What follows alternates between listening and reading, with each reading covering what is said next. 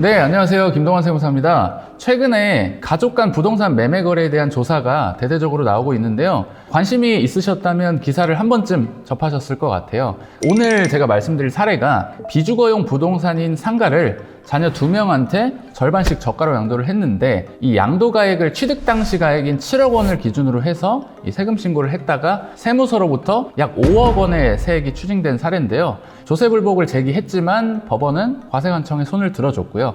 사실 2019년도에 이미 이 세법을 개정하면서 기준시가로 세금 신고를 한 경우에 과세관청이 감정평가를 직권으로 할 수 있도록 제도를 이미 마련했었는데요.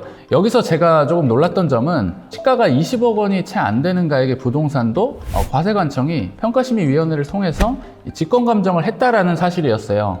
금액적으로 안전하다고 판단했던 바운더리가 이제 점점 깨지는 느낌이라고 해야 될까요?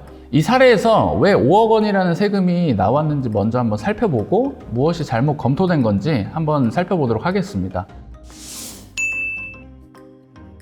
일단 국세청에 의해서 감정평가 금액이 15억 8,500만 원으로 책정이 됐잖아요. 우리가 저가 양도 시에 양도세를 계산할 때는 주의하실 점이 이 매매계약서에 적은 매매가액과는 관계없이 시가인 감정가액 15억 8,500만 원으로 세액 계산을 하는 겁니다. 10억 원에 우리가 설령 매매계약을 했다 하더라도 15억 8,500만 원으로 세액 계산을 하라는 거죠.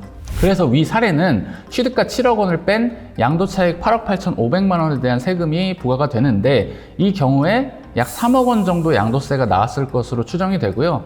시가 약 16억 원인 부동산을 자녀가 7억 원을 시가로 봐서 저가 양도로 매매를 한 셈이니, 이 저가 양수 배제 금액을 제외한 나머지에 대해서 증여세가 약 2억 원 정도 부과되었을 걸로 추정이 됩니다.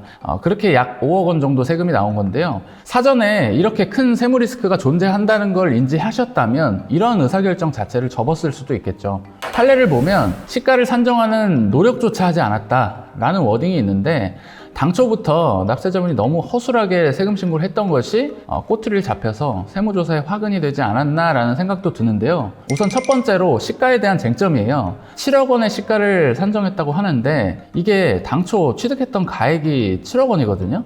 뭔가 납세자분께서는 시가가 없으니까 단순히 이제 취득가액을 시가로 봐도 괜찮지 않을까라고 생각했을 거라는 생각이 드는데, 사실 집합상가의 경우에는 면적과 용도가 이 비슷한 유사 물건, 유사 호수들이 아파트처럼 많기 때문에 유사한 매매 사례가액도 있을 가능성도 굉장히 높습니다. 그래서 어떤 가액을 시가로 봐서 거래를 해야 하냐라고 했을 때 쉽게 설명을 드리면, 감정평가가액이 1순위고요. 없으면 유사한 매매 사례가액, 이것도 없으면 기준시가 순으로 판단하시면 되는데, 감정평가는 사실 우리가 받는 거니까 유사 매매 사례가액이 없다면 바로 기준시가를 적용할 수 있겠죠.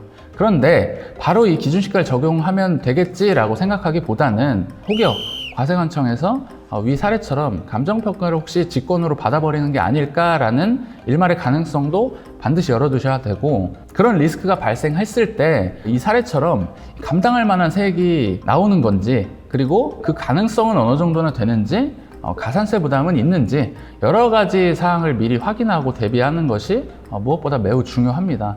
만약에 세무 리스크가 매우 높다면 차라리 부담부 증여를 하거나 상속까지 끌고 가는 것도 방법이 될 수 있어요. 낮은 확률이라도 이 5억 원이라는 세금이 과세가 되면 사실상 쉽게 내기는 힘들 거예요. 그래서 결국 처분하지 않고는 세금을 내기가 여간 쉽진 않겠죠. 그래서 이런 특수거래를 진행하실 때 이 거래 단면만 볼 것이 아니라 여러 케이스별로 시뮬레이션을 통해서 세액과 리스크를 같이 비교 검토해 보셔야 하는 이유이기도 하겠습니다.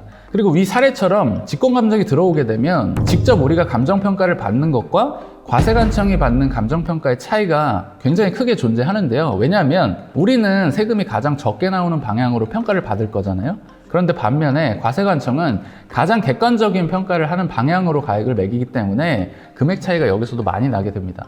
해당 사례에서 제가 놀랐던 점은 다시 말씀드리지만, 상대적으로 가액이 이렇게 작은 상가까지 과세관청이 직권으로 소급 감정을 하는 것을 보면 이제 기준치가 점점 더 낮아진다라는 생각이 들고, 앞으로는 작은 가액으로 이 상속증여를 할 수 있는 가능성도 점점 줄어들겠구나 하는 생각이 듭니다. 세수 부족 현상도 한몫을 한다고 보여지고요.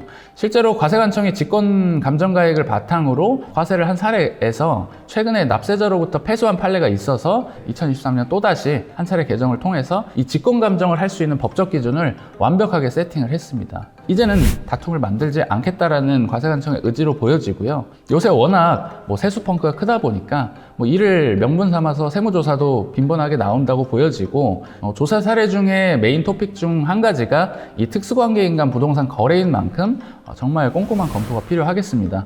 많은 분들이 오해하시는 것 중에 하나가 세무조사는 거래일로부터 몇 달 혹은 1, 2년 정도 연락이 없으면 잘 끝났구나 하고 생각을 하시는데 절대 그렇지가 않습니다. 부가제척 기간인 5년 내에는 언제든지 과세관청이 건드릴 수 있다고 보셔야 되고, 거래일 이후에 어떤 부분을 국세청이 사후관리로 점검을 하는지 세무사를 통해서 반드시 꼼꼼하게 확인하시고 관리를 해 나가셔야 문제가 되지 않겠습니다. 오늘 영상이 도움이 되셨다면 구독과 좋아요, 알림 설정까지 부탁드리겠습니다. 감사합니다.